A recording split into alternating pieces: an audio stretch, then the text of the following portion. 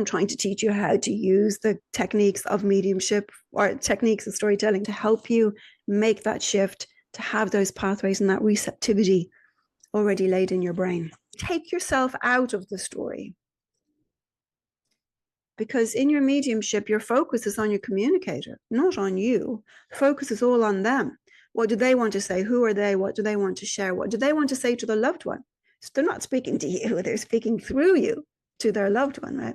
So take yourself out of it, because what that will help you do is move your focus to that person, right? And so we put your focus on the other person because it helps you then move your focus in that way to your communicator, right? Because, you find a lot in mediumship. Often people with a mediumship say, I'm aware of a red bicycle. I'm aware, or I'm seeing something, or I'm sensing this, or I'm understanding that. And what it actually does is it separates the sitter, the recipients, from the communicator. Who cares if you're aware of a red bike? He's showing me a red bicycle.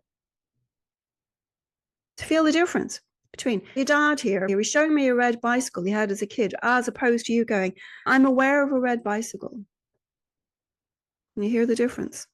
Because when you move your focus completely there, you start speaking the he or the she or the they. But when you start to do that, he's saying, he's showing, he's explaining, he's making me aware, or whatever he wants to share. Can you feel the difference in the presence, just in the way the sentence is phrased? So take your eye out of your story and shift the focus onto the person, right? The other thing to do is just to be curious about the person. Very curious about the person, because you'll help be able to follow their story in that way. It's like the story about the woman in the pajamas and the sandals and the woolly socks and sucking on the thing. That's all descriptive. That's all the what of the story. But the who of the story and the why of the story is what's interesting. Who is this woman? Why is she smoking cigarettes for $12 a pack when she has to line up here to get free celery? What has brought this woman to this point? Then you start getting into the, why has this woman arrived at this place? Now we're really curious, right? Much more curious than just the fact of what she's wearing. The why always is the more interesting.